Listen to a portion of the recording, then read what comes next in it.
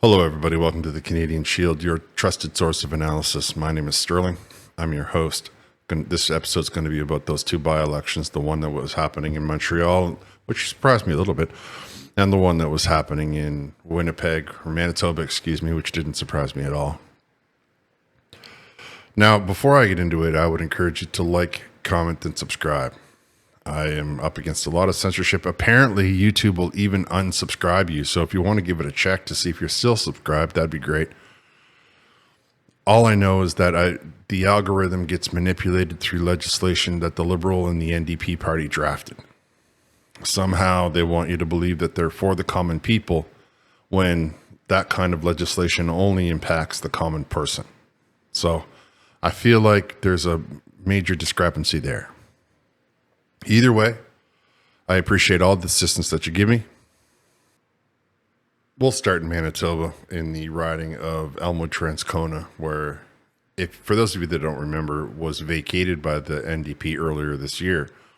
So it was already an NDP seat. And then the guy decided that because the NDP won the provincial parliament, he resigned as a federal minister and was going to take a job working for the provincial minister. There's a couple of interesting things, though. Even though it was already a firmly established NDP seat, they only won by just by 1,200 votes, just less than 1,200 votes. It was a pretty close race when you consider the fact that the NDPs had the region and the Conservative member was only picked a few months ago. Pretty tight race. What does kind of irk me a little bit is that if you look down here, you will see that it says 28,261 people of the 72,325 people that were registered, which is only about 38.8%. So let's call it, 39.8%. Let's call it 40%, to be generous. 40% of registered voters turned out to vote, which means 60% of you do not have the right to complain if it does not go your way. You have absolutely no right, and you should just basically tell yourself that you might as well go live in another country for all the impact that you're having on the democracy of this one. There are billions of people on this earth that do not have the right to vote. Billions. And you sat home. You couldn't find a babysitter. You couldn't find the wherewithal to get up and go. You couldn't find any which way at all to go and cast your vote. You couldn't show up and register at the last minute, even though those numbers don't necessarily depict those that registered on site. People might say to you, well, 40% is a lot higher than normal. Yeah, but it's a lot lower than 95%, which is what we want to be targeting as a nation. We want every politician in this country to know that when you run for office, when you hold office, when you make decisions, 95% of the people that can vote in this country are staring right at you and watching every move you make. Then we will have what we want from this country: accountable politicians. However, the NDP, in their maturity and grace, handled it so wonderfully. So let's look at how the NDP handled it in the House of Commons. Not sure why Jagmeet didn't do it, but here it is. Speaker, the people of Elmwood-Transcona have spoken. And they saw right through the phony working class cosplay of the Conservatives and elected Leela Dance, a strong new Democrat who stands up for workers and their families. Because Conservatives are no friends of workers. Their leader can borrow a hard hat and pretend like he's in it for the working class, but he's never spent a second when they needed it most on the picket lines. In fact, Conservatives voted 8 times against anti-scab legislation to help out the big bosses. They'll always cut deep and backstab fast, leaving workers behind. But the people of Elmwood-Transcona, they chose hope and Leela Dance and the NDP over conservative fears and cuts. To the big bosses and the CEOs, your time is up because it's the people's time. Oh yeah, when I look at Jagmeet Singh, I think there's a man of the people. You know, the thing about Jagmeet that nobody wants to talk about, that his party ignores, he might have gone on a picket line with his highly paid security. He had to go to the picket line because when he goes to make announcements in parks, when he goes to make announcements, nobody shows up. So he had to go where he knew people were standing around. He had no choice. But I wouldn't call them a party of the people, especially when you consider that Jagmeet Singh was educated in private school. A private school that charges $30,000 a year US because it was an American private school. When he was living in Windsor, his parents would ship him to a school in Detroit. Not a blue-collar school, not a public school. Oh, no, no, no, no, no. That's how blue-collar he is. That's how everyday roll up your sleeves, blah, blah, blah, that party is. They pretend to be something because they stood on a picket line for a couple of minutes. And yet, when Pierre Poilievre walked into a protest on the side of the highway, they lost their minds. They didn't go anywhere near those protests, did they? That's how blue collar they are. They were terrified to go into a bunch of people that just said, axe the tax. We don't want to pay any more taxes. We're paying through the nose. Don't be fooled by somebody's press release. Jagmeet Singh is no more blue collar than Justin Trudeau. They're cut from the same cloth. They were born rich. They went to private school. They wouldn't know a hard day if it walked up and tapped them on the shoulder. The other election was in Montreal, and I'm surprised by the outcome. If I'm completely candid with you, I felt like the NDP was going to take that seat. The Liberal Party came close. They only lost by a couple of hundred votes, and the fact that the people voted for the Bloc is a bit surprising to me. But in the end, I think that it's great. I think that we shouldn't let Quebec separate right now. I think that we should even give them a dry run. I say that we turn off all of the equalization payments. We remove all of the federal supports that the province gets, including the post office, including the banknotes.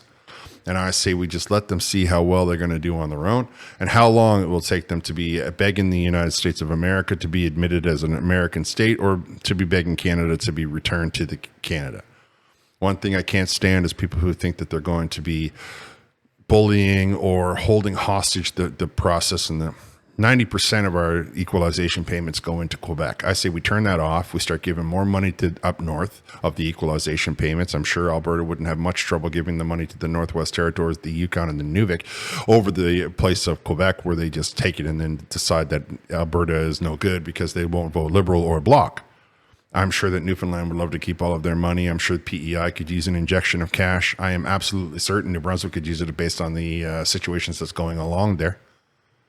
And Quebec, they can just find their own post office. They can find a way to pay their own language police, of which they have a secret police in Quebec, right?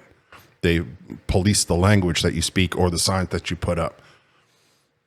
I'm absolutely sure that they could start to look after their own roads, and then we'll see just how quickly they would be like, oh no, wait a minute, we've made a horrible decision, and you know what, we love Canada. But the Bloc Québécois wants Quebec to leave. I say we give them a chance, personally. Anyway, now that I've had that little rant out of the way, I will let's talk about some of the results in this election, which I think are pretty ridiculous. First out of the gate, let's point to the fact that the Liberal Party only lost by a couple of hundred votes, not even a full percentage point of those that got out and voted. And the Conservative Party got 3,000 votes, which I find a little bit surprising, to be honest with you. Quebec never votes Conservative. There was an independent, Tina Jouy-Rouzou, who got more votes than the People's Party of Canada, which doesn't bode well for those guys at all. I mean, they're an acknowledged federal party, and the other one is an independent. And she's still, I'm going to go with Tina being a she, still got more votes than the PPC. Then we get into this first past the post people that are, I forget what the name of them is, but they're a group of people who are trying to make stunts, and they're trying to abuse the political system by flooding all of the ballots and all of the tickets with people that are just saying, oh, vote for me, vote for me, vote for me, because for some reason they have an issue with first past the post. They want to mimic the systems like they have in France, where the people wanted the right wing to take it, and instead of having that happen, the far left parties all got together and decided that they would pull people from one set of electoral posts so that only that party got seats and they would do it from the other. So, I wouldn't run in your region, you don't run in my region, and together we will take all of the left-wing votes out of each party, and then we will overcome the right that way, which is no different than first past the post. I really think that this group is just a little bit childish, a little bit naive, and if they really wanted to make an impact, if they really wanted to make a change, they would just simply point to somebody, and they would start their own party, and then they could get into federal politics, and then they could just change it from the system from the inside.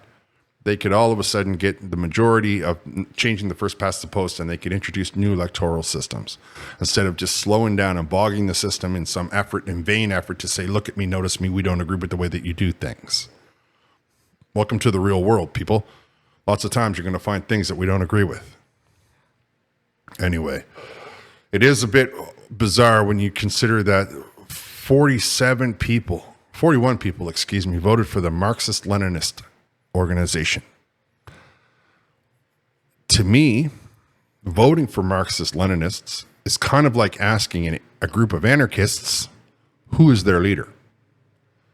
That's just because, I understand politics and I understand the horrors of communism, which is all that a Marxist-Leninist group is.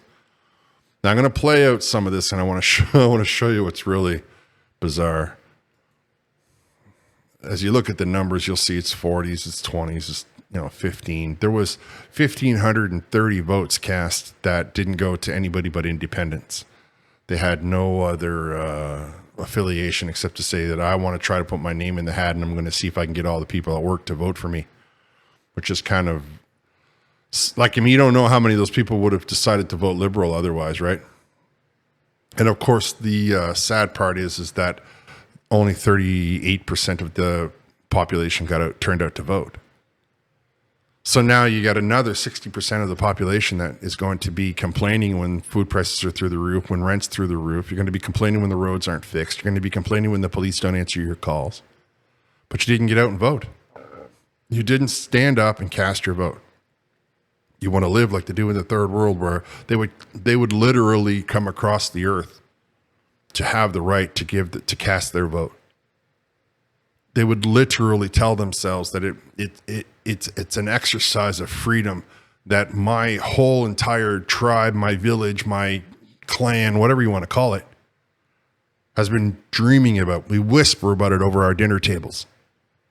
But of course, the people in this country are so used to not going. They're so used to just complaining about it and then doing nothing about it. Well, the 60% of you that didn't get out and vote have forfeit your right to complain. You don't have the right to complain. If you want to complain, you have to participate. You have to try and make sure that your vote counts. Instead of saying to yourself, well, I would rather watch Netflix, or I would rather just sit around and do nothing. Then get out and exercise my right to vote. We have to have a 95% turnout in this country. Like I said, we need to know that every single solitary person holding office in this country feels the pressure and the weight in the eyes. They need to know that the Canadian population, the 99%, is watching their every move. And then they will be on their best behavior. Instead of ripping us off left, right, and center, throwing money away, dumping it down the drain, giving it away to third or first world dictators.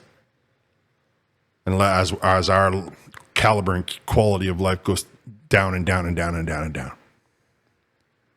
While they fly jets and drive chauffeur-driven cars and expect the rest of us to take the bus. Or better yet, use a skateboard. Get out, get up, vote. All right, I'm going to wrap here. I want to thank you all for listening. I'll talk to you next time.